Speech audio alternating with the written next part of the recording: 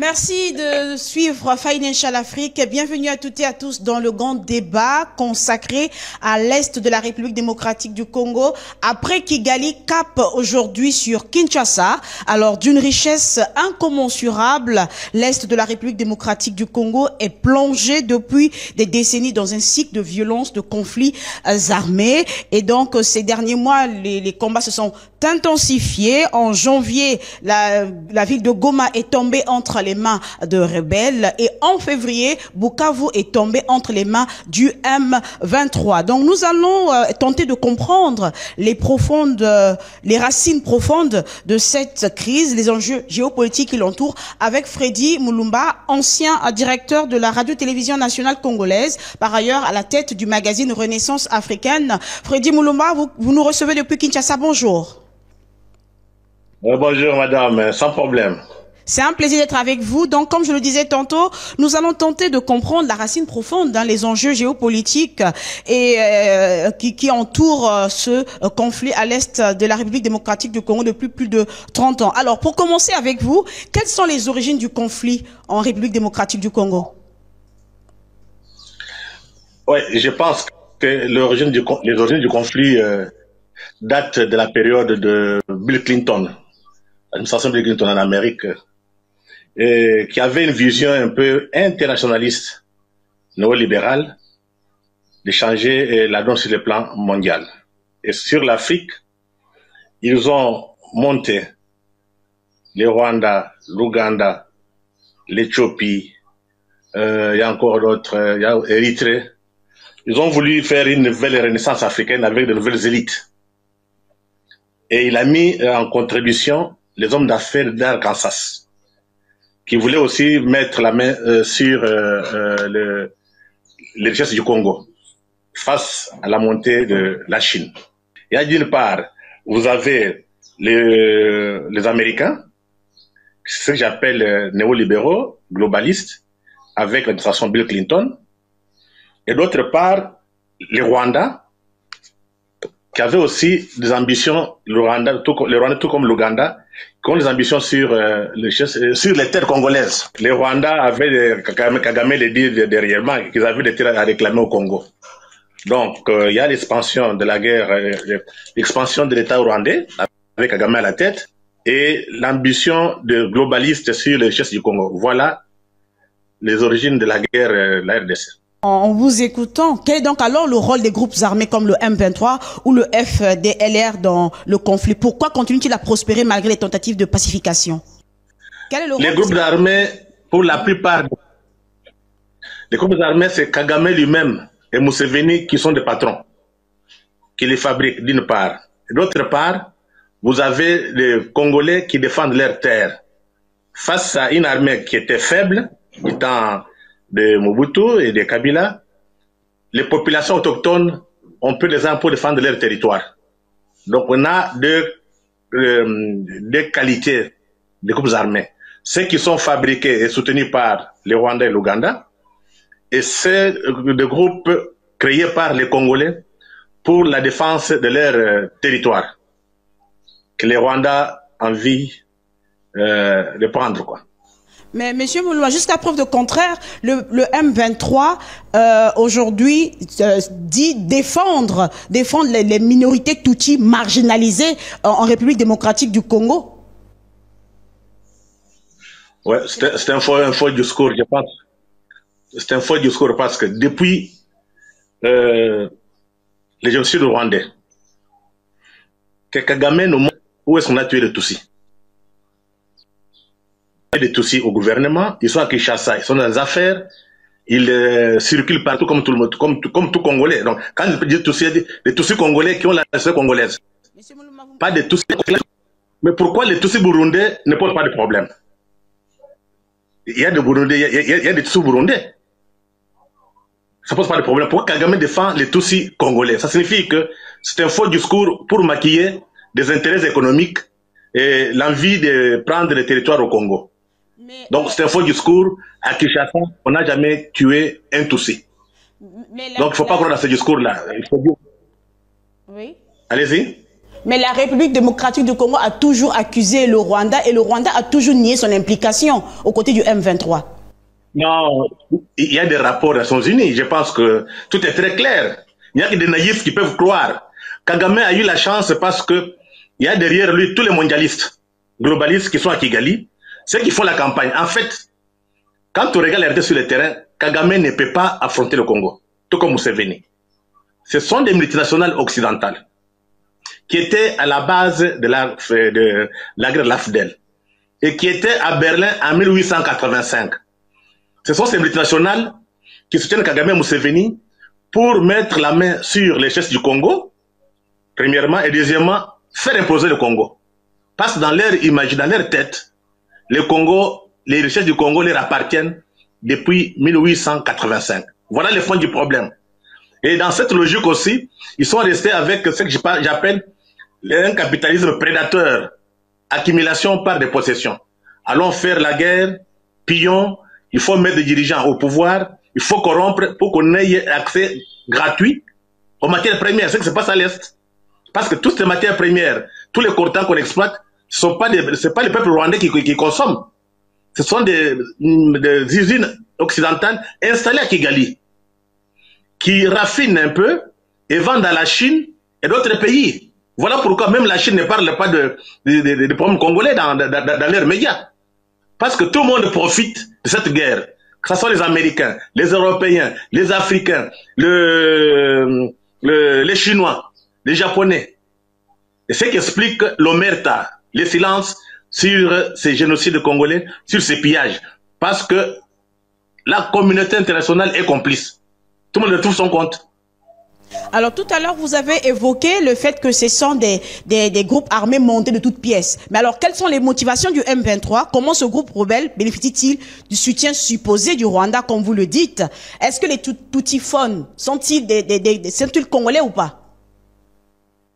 Non, être congolais, c'est une nationalité. Il faut qu'on fasse pas la part des choses. Être congolais, c'est avoir la nationalité congolaise. Vous êtes Tutsi congolais quand vous avez la nationalité congolaise. Vous êtes Tutsi rwandais quand vous avez la nationalité rwandaise. Vous êtes Tutsi burundais quand vous êtes vous avez la nationalité burundaise. Donc, généralement, on confond tout. Chez nous, nous avons à peu près 450 ethnies. Tutsi comme Hutu, on n'appelle pas les ethnies, on appelle des communautés. Ça signifie que ce sont des populations qui ont émigré vers le Congo pendant plusieurs années, même avant les indépendances, qui sont venus avec la colonisation. L'histoire démontre tout ça. Mais l'enjeu ici pour Kagame, avec la complicité des multinationales occidentales anglo-saxonnes, c'est occuper l'Est du Congo pour mettre la main sur les minéraux stratégiques, en particulier les coltans. Monsieur Moulouma, les preuves sont là. Est-ce que vous avez des preuves de ce que vous affirmez? Ok. D'abord, je vous donne quelques références. Les derniers rapports des Nations Unies très clairs. Prenez ces rapports, tout est détaillé. Et deuxième référence, il y a un Britannique qui est déjà décédé, John Le Carré. John Le Carré, c'est un ancien service de renseignement britannique, mais c'est un romancier. Il a publié un ouvrage en 2006, je pense, je regarde un peu la date. Je pense que c'était 2006, intitulé Les champs de la mission. Ça signifie en anglais The Mission Song. Ça, c'est le titre en anglais. Et cet homme, qui est un ancien de service de renseignement, a démontré tous les plans qui sont mis en place. Je peux vous lire un peu quelques passages à la page 214. Qu'est-ce que John Le Carré dit? C'est un roman, hein? Mais c'est la réalité. Rien que des théoriciens avant-gardistes, des néoconservateurs en vue, des sommités de la géopolitique, les genres de types qui se réunissent dans des stations de ski pour décider du destin des nations. Ce n'est pas la première fois qu'ils se penchent sur le Congo oriental, donc l'est du Congo, et qu'est-ce qu'ils voient? l'anarchie comme résultat probable des prochaines élections, les Chinois qui grattent à la porte pour rafler tous les minéraux, toutes les matières premières, alors que faire? Les Congos n'aiment pas les Américains et c'est réciproque. De leur côté, les Rwandais méprisent les Congolais. Ils sont disciplinés et surtout efficaces. Alors, les plans américains, c'est de consolider la présence économique et commerciale du Rwanda au Congo oriental jusqu'à la rendre incontournable. Ce qu'ils veulent concrètement, c'est une annexion en douceur et ils comptent sur un coup de main de la CIA. Voilà. Alors, ça, c'est John Le Carré. Vous nous montrer un peu la page de garde du roman, s'il vous plaît? Voilà, c'est parfait. Merci bien. Alors, tout à l'heure, je vous ai posé une question sur la motivation du M23. Vous êtes attelé sur les origines des Tutifone, mais quelles sont les motivations du M23 concrètement? Si vous le dites que c'est une armée montée de toutes pièces, quelles sont leurs motivations? Il faut maintenant faire appel à l'histoire. Qu'est-ce qui s'est passé? Quand Bill Clinton a décidé de mettre la main sur l'Afrique des Grands Lacs, il a décidé aussi d'utiliser les réfugiés rwandais, ce qu'on appelait, il y avait beaucoup de réfugiés rwandais au Congo-Kinshasa, donc les Tutsis, tout comme les Hutus, en Ouganda, en Tanzanie, au Rwanda, Burundi et au Kenya. On a récupéré tous les réfugiés rwandais et on a donné à ces réfugiés rwandais une mission. C'est de reconfigurer l'Afrique des Grands Lacs. C'est ça l'enjeu. Mais qui vont jouer le jeu? C'est beaucoup plus les Tutsis. Voilà pourquoi Kagame a été formé par l'armée américaine. On leur a doté des armes, la formation. Avec Museveni, ils ont attaqué le Burundi, pardon, le Rwanda, de Abiyarimana. Mais l'objectif, ce n'était pas de rester au Rwanda. L'objectif, c'est comment mettre la main sur le Congo. C'est ça l'objectif. Charles Onana l'a démontré très bien dans son ouvrage Holocauste au Congo. Il faut le lire. Ils arrivent à Kinshasa. Première chose, l'AFDEL prend le pouvoir. Ça, c'est en 1997. Je pense le 17 mai. James Kabarebe était général, le chef d'état-major général de l'armée congolaise. Le président, c'était Mosé Laurent Désiré Kabila. Kabila se rend compte que les Rwandais étaient trop arrogants, qu'ils voulaient gérer le Congo avec Kagame Museveni. Kabila a chassé au mois de juillet 1998 tous les militaires rwandais. Il leur a dit, rentrez chez vous, on a le pouvoir, c'est fini. Mais Kabarebe est rentré, ils sont rentrés au Rwanda, pas pour y rester, ils ont fait un raid sur le Congo. Donc ils sont partis vers notre côté, vers l'océan Atlantique, dans notre province du Bas-Congo, et dans une zone qu'on appelle Mwanda. Ils ont pris la base militaire de Mwanda, de Mwanda, oui. Ils ont commencé à faire, de monter vers Kinshasa. Heureusement, il y a notre Kabila père, Kabila Mouzé.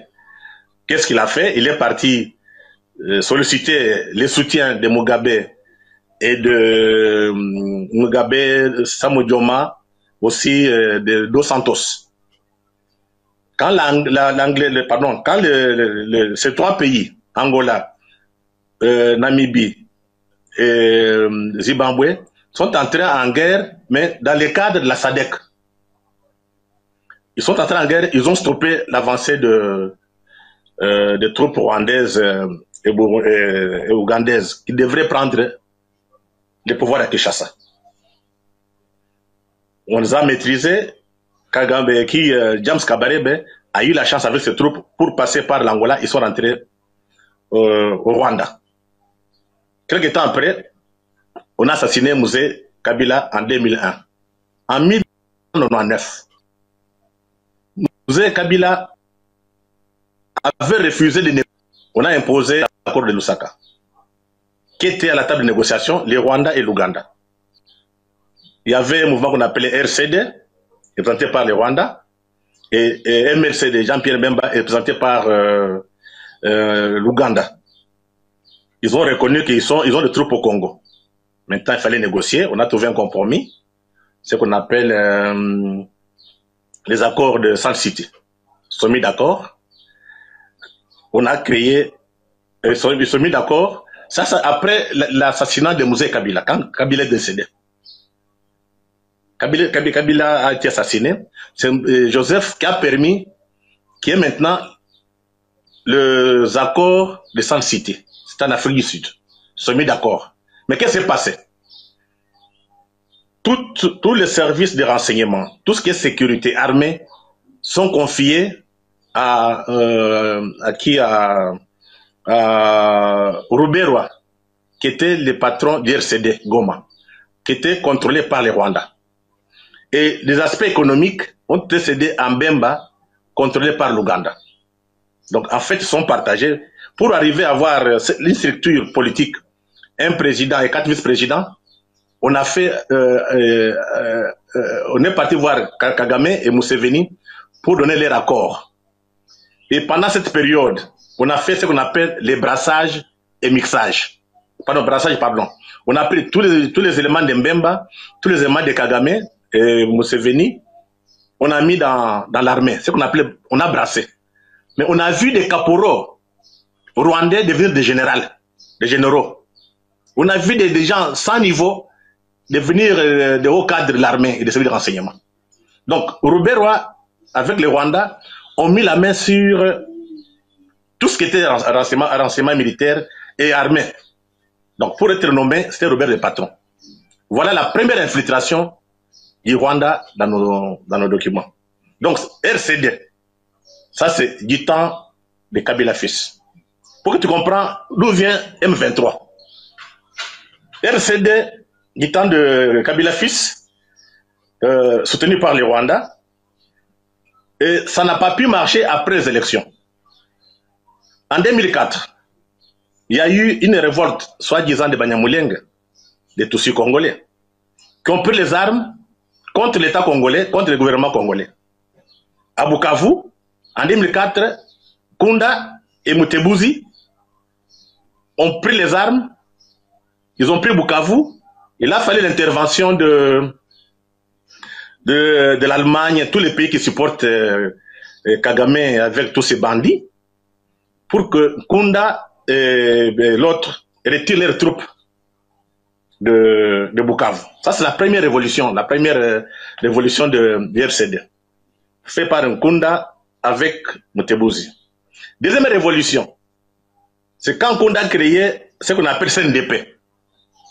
C'est un mouvement rebelle de Tutsis, qui est toujours sous contrôle du Rwanda. Et pendant cette période, les rebelles qui étaient mixés, qui étaient à Kinshasa, donc dans l'armée, ont donné des informations aux rebelles à Kagame.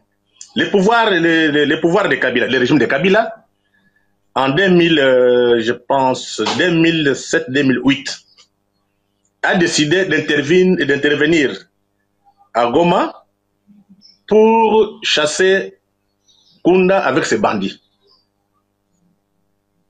Ils sont partis, ils ont échoué. Parce qu'il y a eu trahison, sans qu'on tire un coup de feu, toutes les armes ont été récupérées par les rebelles Kunda et leurs amis, CNDP. Maintenant, il fallait des négociations. En 2009, ils ont signé des accords. Ces accords ont été signés le 23 mars 2009. Ils ont signé des accords avec le régime de Kabila, mais Kabila n'a pas respecté ces accords-là. C'est ainsi qu'un autre mouvement s'est créé pour revendiquer les accords signés entre le régime de Kabila et CNDP de Kunda. On appelle le nouveau mouvement qui apparaît et reprend les noms de la date de signature des accords entre Kabila et Nkunda. Le 23 mars. Voilà d'où vient le mouvement M23. Donc c'est la continuité. Monsieur Mulumba, oui. le M23 dit défendre les intérêts des Tutsis congolais marginalisés par le FDLR. Parce que quel est alors le... Non, il y a une confusion. Dans ce conflit. Non, c'est une confusion. Je pense qu'aujourd'hui, il y a trop de travaux de recherche. Il y a trop de publications au niveau des Nations Unies. Mais prenez les rapports. Tout est très clair. Quel est alors le rôle des forces démocratiques pour la libération du Rwanda dans ce conflit? Le FDLR est composé de Hutus génocidaires. C'est ça. Ceux qui ont tué les Tutsis en 1994 à Kigali, qui ont fui, qui sont arrivés au Congo. C'est ça, oui? Ok. Ça fait combien d'années? Quelqu'un qui avait 20, 30 ans. Tutsi, pardon, Hutu, comment on appelle ces génocidaires. Aujourd'hui, il a quel âge? C'est un faux problème. Deuxième chose, les rapports des Nations Unies démontrent que M. Kagame, dès qu'on envoie des Tutsis, pardon, les Hutus, pour rentrer chez eux, Kagame recycle ces gens, ils en vont encore au Congo. Les mines, les carrés miniers, pardon, les mines de coltan, vous avez l'armée rwandaise qui contrôle, qui travaille avec les soi-disant Hutus génocidaires. Je le disais tantôt en introduction qu'en janvier, Goma est tombé entre les mains des rebelles. Pourquoi la République démocratique du Congo semble-t-elle avoir du mal à instaurer une stabilité durable dans l'est du pays, malgré les efforts militaires et diplomatiques? Des choses, sur le plan diplomatique, on vient de réussir ça. Félix Tshisekedi a fait un bon travail. Il a vite compris, parce que ceux qui nous font la guerre, ce n'est pas les Rwandais, ce n'est pas l'Ouganda. Ce sont des multinationales anglo-saxonnes qui étaient à Berlin en 1885, qui estiment que toute cette partie leur appartient. Et pour cela, on utilise les Rwandais et l'Ouganda pour se maintenir, pour avoir le contrôle du minerai. C'est l'enjeu. Et quand nous sommes ici à Kinshasa, nous sommes au courant. Les Rwandais, les militaires rwandais, tout comme ougandais, sont formés par les Américains. Les militaires rwandais sont, l'armée rwandaise est financée par les Américains. L'armée rwandaise est équipée par les Américains. Qui nous font la guerre? C'est l'Amérique. Mais quelle Amérique? L'Amérique des globalistes et de mondialistes qui sont en contradiction aujourd'hui avec Trump. Trump est souverainiste. Voilà où la donne a changé. Voilà pourquoi, quand l'État congolais... Est-ce ce qui justifie aujourd'hui, entre guillemets, la difficulté que l'armée congolaise a à instaurer une paix durable dans cette partie du pays? C'est parce que les globalistes qui profitent des pillages arment le Rwanda à travers l'Amérique et d'autres puissances occidentales de la France. Ils financent les Rwandais pillent et en profitent. Donc, et quand vous êtes à Kinshasa, la plupart de cadres, de généraux, sont des gens qui sont restés en contact permanent avec Kagame. Mais est-ce que les FARDC sont des gens armés? Les FARDC sont armés. Il y a une traîtrise. Il y a des traîtres au niveau de l'état-major. C'est bien identifié. Ce sont ces gens-là qui trahissent, qui donnent des informations à Kagame d'une part, et d'autre part, quand on demande... Quand la guerre commence, de toute façon, quand vous regardez la guerre de Goma, tout comme de Bukavu, il n'y a pas tellement un affrontement. Donc les généraux, en complicité avec Kagame, sont partis, ils ont laissé les troupes seules. À Bukavu, ils sont entrés avec la complicité des hommes politiques à Kinshasa et des militaires. Donc il y a toute une classe politique et militaire qui est restée en contact permanent avec Kagame et Museveni. Voilà le problème du Congo. Ce n'est pas une armée nationale. Allez-y. C'est une armée de mercenaires. Alors, qu'est-ce qui explique Qu'est-ce qui explique aujourd'hui, les images ont défilé à travers les médias. Les FARDC sont enrôlés auprès du M23 pour désormais faire partie du M23. Qu'est-ce qui explique cela? Ouais, on sait, tu sais, là, il faut faire appel aussi à l'histoire.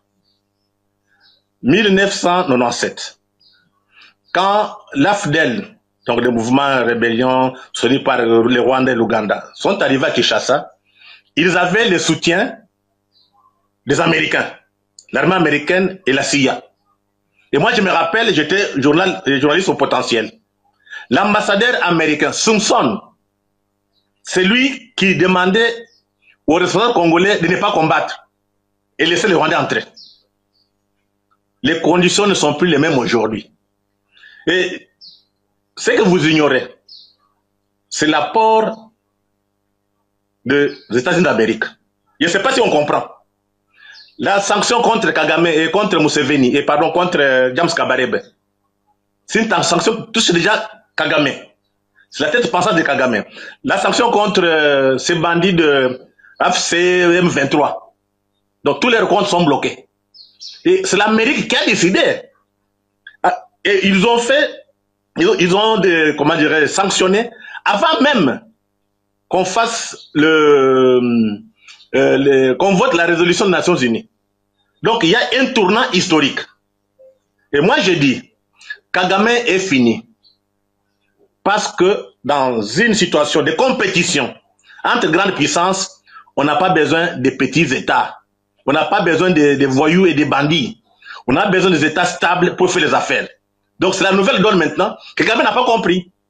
Alors, donc, comme Trump est au pouvoir, et vous avez la compétition rude entre la Chine et l'Amérique de Trump sur le contrôle de matières, de terres rares ou bien de matières stratégiques, des minéraux stratégiques, le Congo reprend sa place.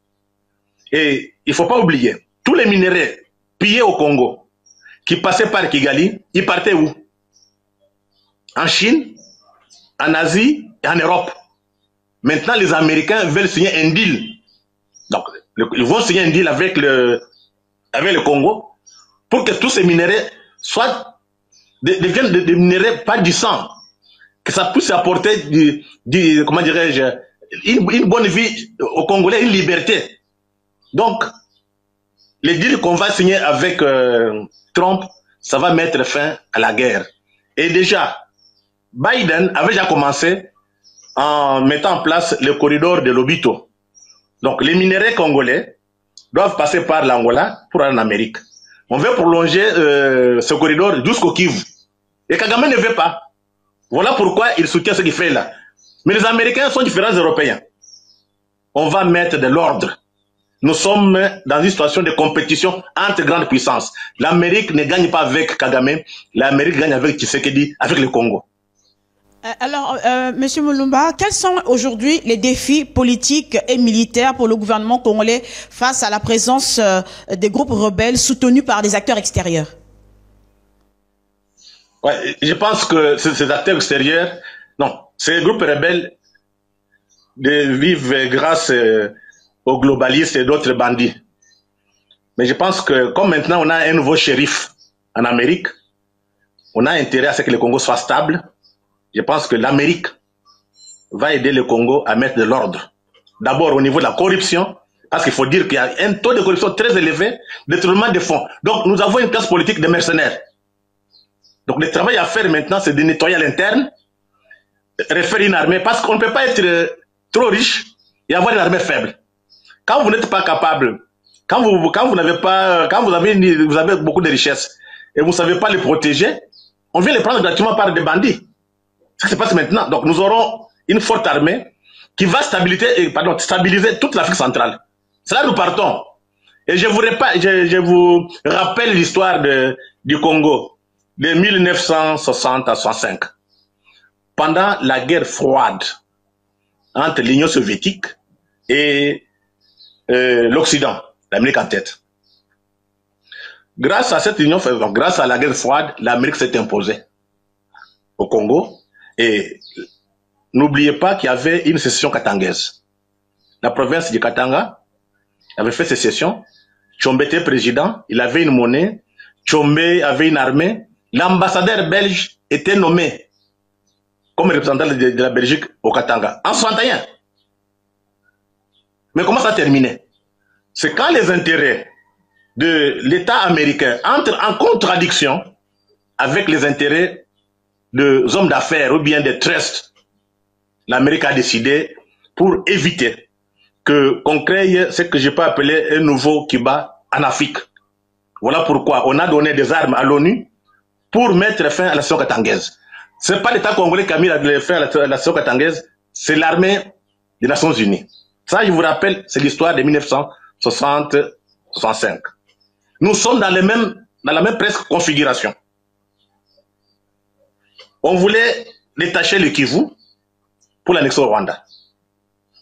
Avec le projet de globalistes, donc faire imploser le Congo. Maintenant, on se retrouve dans une situation où il y a compétition de grande puissance. La Chine a remplacé l'Union soviétique. Mais ce n'est pas idéologique cette fois-ci. C'est au niveau de la compétition économique, commerciale et technologique. Nous avons toutes les matières premières du monde. La Chine aussi a ses matières premières. Donc, pour les Américains maintenant, il faut le Congo.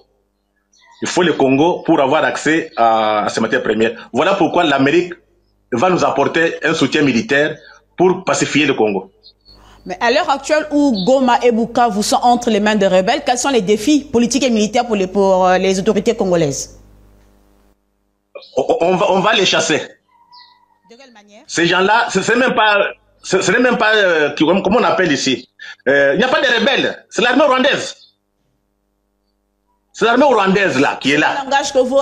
Cela n'engage que vous, à preuve de contraire, le Rwanda a toujours nié son implication. Oui. Vous savez, moi je suis un intellectuel. Hein. Il faut être très clair. Les rapports montrent qu'il y avait 4000 militaires rwandais sur le territoire avec photo à l'appui. Actuellement, pour prendre Goma, il a mis 10 000 militaires de forces spéciales. C'est connu, il n'y a rien à se cacher. Mais Freddy, comment c'est... Ce sont des forces rwandaises. On lui a demandé. Comment ces 4000 militaires ont pu avoir accès, accès sur le sol congolais? Où étaient les phares RDC à ce moment? Il y a eu complicité. Je vous ai dit, il y a complicité de nos militaires au gradé, qui dépendent beaucoup plus de Kagame. Mais aussi, on a vendu des armes sophistiquées au Rwanda. C'est comme ça que le Rwanda a gagné, sinon il n'allait pas gagner. Tous les pays, les Chinois et les autres, tout ça, ils ont vendu la technologie au Rwanda. Parce que ce qui intéresse toute cette communauté internationale, ce sont les minerais de coltan. C'est ça l'essentiel pour eux. On a vendu, ils ont pris. Est-ce que vous avez entendu aujourd'hui ceux qui nous donnent des leçons de démocratie et bonne gouvernance parler de l'exploitation des minerais de coltan de Rubaya, occupés par l'armée rwandaise? Actuellement là, on vole, on pille. On ne voit aucune personne, aucun État venir nous donner des leçons de démocratie. Il n'y en a pas. Ils sont tous dans des magouilles. Alors, Freddy, du côté de Ituri, il y a une présence ougandaise. Pourquoi les yeux sont seulement braqués sur le Rwanda et non pas sur l'Ouganda? Non, la différence entre Kagame et Museveni n'a pas tellement de différence. Mais il y a certaines variances en quelque sorte. Museveni, dans sa vision, il veut faire les affaires. Lui, il ne veut pas prendre le territoire congolais. Les Rwandais, même s'il ne veut pas le dire ouvertement, il a des ambitions sur les Touri. Mais Kagame a affiché très clairement ses positions. Il veut prendre Masisi, Rutshuru pour l'annexer au Rwanda. Voilà pourquoi Kagame, le Rwanda pose problème, parce qu'il a affiché directement. Mais quand je parle que Museveni n'est pas différent, ça signifie quoi? Il a publié un ouvrage en 2022. L'ouvrage est là. Vous voyez? Revenez un peu vers la gauche. Voilà. Non. Là, c'est bon. Oui, c'est parfait, oui. On le voit, oui, il est visible, oui. OK. Dans cet ouvrage, Museveni a publié un article. Je vais vous montrer ici. Voilà, c'est la pensée dit ceci. Merci. Il faut construire un État fédéral de l'Afrique de l'Est. Dans cet État fédéral, se compose de quel pays? Vous avez les Rwanda, l'Ouganda, les Kenyans, le Burundi, la Tanzanie. C'est peut-être la matrice de EAC. Il ajoute, il y a des populations avec qui nous partageons la même culture. Ces populations se trouvent à l'est du Congo. Il cite les Banyarwanda et les Banyamulenge. Donc, cette guerre, en dehors des ambitions de Kagame, est là aussi pour mettre en place cet État fédéral qui sera contrôlé ou bien sous tutelle des multinationales anglo-saxonnes. Voilà maintenant le conflit entre l'EAC, ce qu'on appelle les États de l'Afrique de l'Est, et vous avez l'autre côté, SADC. SADC, vous avez l'Angola, Afrique du Sud, Namibie, Tanzanie, mais aussi Zimbabwe. Là, ça nous ramène de voir ce qui s'est passé le 2 août 1998, quand Mzee Kabila a décidé de chasser les Rwandais et les Ougandais au Congo, dans l'armée congolaise. Donc, c'est la SADC actuellement. Il y a ceux qui s'affrontent. Donc, la SADC, c'est une institution sous-régionale contrôlée par les Africains. Ce sont des gens qui sont battus pour être indépendants. Vous avez l'EAC, une institution régionale contrôlée par les anglo-saxons, pour ne pas dire le globaliste mondialiste. Voilà le problème du Congo. Donc vous avez l'Afrique africaine en face de l'Afrique néocoloniale. Donc l'Afrique africaine, c'est SADC.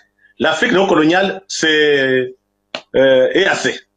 Voilà maintenant le conflit qui est là. Et ça explique aussi pourquoi vous avez le projet qui se passe à Nairobi, mais aussi en Angola, Luanda. Donc il y a des endroits où se négocie la paix au Congo. Luanda et Nairobi. Donc ça symbolise deux pouvoirs en Afrique qui s'affrontent. L'Afrique néocoloniale et l'Afrique africaine. Néocoloniale, c'est EAC, et l'Afrique africaine, c'est SADC. Alors, nous allons aborder le dernier volet de ce grand débat. Deux dernières questions. Quelles sont, selon vous, les pistes de solution aujourd'hui pour apporter une paix durable à l'est du Congo? La seule solution, c'est la guerre. Le Congo doit faire une guerre de libération. Ça signifie quoi? Quand les gens ont occupé des minéraux, des espaces, il y a des minéraux, ils ne vont pas partir de même. Même si on peut sanctionner, même si on peut voter des résolutions, s'il n'y a pas un rapport de force sur le terrain, ils ne vont pas partir. Et il faut placer cette guerre de libération du Congo dans une perspective panafricaine. Nous sommes dans une situation où l'Afrique et les Africains doivent récupérer leurs richesses pour que les Africains vivent correctement. Ça a commencé au niveau de Sahel. Ça va continuer. Donc, nous sommes dans un processus d'une deuxième indépendance économique, que les richesses africaines qui étaient confisquées depuis 1885 à Berlin reviennent aux peuples africains et que les Africains deviennent indépendants sur le plan économique et qu'ils vivent correctement comme les autres peuples. La dernière question pour finir avec vous, quel est votre regard face aux sanctions qui ont été aujourd'hui imposées au Rwanda du côté du Royaume-Uni et du Canada? Non, moi les seules sanctions où je prends au sérieux, c'est la sanction américaine. Le Royaume-Uni, l'Union européenne, moi je ne crois pas. Parce que ces gens-là vivent grâce aux mines exploitées au Rwanda. Ils ne vont pas sanctionner. C'est la sanction américaine qui va faire beaucoup de mal. Parce que l'Amérique a une vision stratégique claire. L'Amérique est en face de la Chine. Or, les minéraux congolais, 80% sont contrôlés par les Chinois. Donc, c'est un enjeu géopolitique important. Donc, la Chine est en compétition rude avec l'Amérique sur le territoire congolais. C'est ça la nouvelle donne que beaucoup d'Africains ne parviennent pas à comprendre. C'est beaucoup plus un enjeu géopolitique. Et c'est lié à la nature même du Congo. Nous sommes un produit de la mondialisation capitaliste prédateur depuis 1885. Il ne faut jamais oublier. Donc la question congolaise ne peut pas être résolue grâce aux Congolais, non. Grâce aux Africains, non. C'est quand l'Amérique va siffler, comme on l'a fait là. On a frappé James Kabarebe, on a frappé l'autre bandit là. Tout est bloqué. Et puis, 30 ans après, Kagame, qu'est-ce qu'il va encore apporter aux Rwandais? C'est sa fin. À vous entendre, l'Amérique, c'est la police du monde. C'est l'Amérique dans des conditions très difficiles qui a toujours pris position pour le Congo. Dans l'histoire, d'abord, l'Amérique, c'est la première puissance occidentale qui a reconnu l'État indépendant du Congo en 1884 comme un État ami. Deuxième chose, quand il y a eu des génocides de Congolais avec le Léopold entre 1885 et 1906, c'est le président américain qui a sanctionné Léopold II et on a confisqué, donc on a annexé l'État indépendant du Congo à la Belgique en 1908. Actuellement, avec la guerre de 30 ans ici, en 2001, Colin Powell, c'était du temps de Bush, il a appelé Kagame. Il a dit à Kagame, retire tes troupes du Congo. Il a retiré. Ça c'est Cohen, Herman Cohen, l'ancien ambassadeur, qui a écrit dans ses mémoires. On a intimé l'ordre à Kagame de retirer ses troupes. Il a exécuté. 2012, Obama a appelé Kagame. D'ailleurs, on occupait déjà Goma par M23. Tu étais déjà occupé. Un simple coup de fil qu'on a donné à Kagame, il a retiré ses troupes. Actuellement, là, l'Amérique vient de voter, donc de sanctionner. C'est le département je pense, de Trésor. On a sanctionné Kagame et Kabarebe, et l'autre ici, c'est Kanyuka. Et on a écrit dans cette résolution américaine, il faut retirer vos troupes du Congo. Si Kagame n'exécute pas, je pense que on va faire comme en 2012 pour les chasser de Goma. Et c'est ce qui va se passer. Donc, nous sommes devenus un enjeu géopolitique important aujourd'hui. Mais Freddy, en début d'émission, vous nous disiez que c'est l'Amérique qui arme le Rwanda. Et là, vous dites encore que la solution du Congo viendra de l'Amérique. Est-ce qu'il n'y a pas une contradiction dans vos dires? Il n'y a pas de contradiction. Ça, il faut connaître très bien la politique étrangère américaine. Ça signifie quoi? Il y a des lobbies. Je prends un cas d'exemple avec Bill Clinton, qui a eu les lobbies de globalistes et mondialistes. Ces lobbies, c'est elles, ces multinationales, qui ont fait la guerre de l'AFDEL, avec l'accord de Bill Clinton. Mais ça pose un problème. Quand les intérêts de l'État américain, je viens de vous dire ici en 1961, avec la guerre, durant la guerre froide, entre l'Union soviétique et l'Occident, l'Amérique a identifié les intérêts d'État américains, qui étaient en contradiction avec les intérêts des hommes d'affaires de Trust, qui soutenaient Tshombe. On a demandé à l'ONU de les attaquer. Donc en fait, la politique étrangère américaine change. Ça dépend d'abord de l'administration, ça c'est un, et de deux, de la nouvelle vision. L'environnement international, nous sommes dans une nouvelle guerre froide. Voilà pourquoi, quand on fait l'analyse, il faut faire appel à la première guerre froide. Ça, c'est la deuxième. La première, Union soviétique contre l'Occident. L'actuelle, la deuxième, c'est la Chine contre l'Amérique. Et l'Amérique a fait un choix pour le Congo, pour que les minéraux stratégiques du Congo participent je dirais, à l'économie américaine. C'est une décision déjà prise. C'est fait du temps de Biden. Voilà pourquoi Biden a donné beaucoup d'importance au corridor de l'Obito. Donc actuellement là, tous les globalistes qui étaient avec Kagame, qui trônaient à Kigali, n'ont plus d'entrée à la Maison Blanche. Maintenant, le nouveau shérif qui est à la Maison Blanche, qu'on appelle Trump, il est souverainiste. Il n'est pas mondialiste, il n'est pas globaliste. Voilà la nouvelle réalité. Alors, voilà pourquoi l'Amérique a changé de camp. L'Amérique a changé de camp. Pour finir avec vous, Freddy Mulumba, le mot de la fin? Moi, je suis un panafricain. Je pense qu'il faut que les Africains se réveillent. Comprennent l'exemple de l'AES. Mais il faudrait qu'on produise une nouvelle pensée Elle est déjà faite avec Cheikh Anta Diop, avec Kwame Nkrumah, la Renaissance africaine. Parce que nous entrons dans un nouveau monde où, en dehors de compétition entre grandes puissances, il y a aussi des compétitions entre civilisations. La Chine, avec ses valeurs, elle veut s'imposer dans le monde. L'Amérique, avec ses valeurs, elle veut se maintenir. Et les Africains sont où? C'est le moment où les élites africaines, philosophes, historiens, penseurs, montrent leur capacité de produire, de créer de nouvelles voies. Le moment est arrivé que l'Afrique se libère. 5 siècles de domination, c'est arrivé à la fin. Hier, c'était les Occidentaux qui nous ont vendu l'esclavage, cette négrière, colonisation et colonisation. Il ne faudrait pas que demain, qu'on ait de nouveaux maîtres, parce qu'on a presque une culture d'esclaves. Non, nous ne sommes pas d'accord avec les Américains, avec les Chinois. Allons voir les Russes. Non. Il faut ce que moi j'appelle avoir une sorte de diplomatie de multi-alignement. Ça signifie qu'on peut travailler avec la Chine, on travaille avec l'Amérique, on travaille aussi avec la Russie, sans oublier comment on appelle ici, de puissance moyenne. Donc l'Afrique doit construire sa propre voie de développement et de modernisation.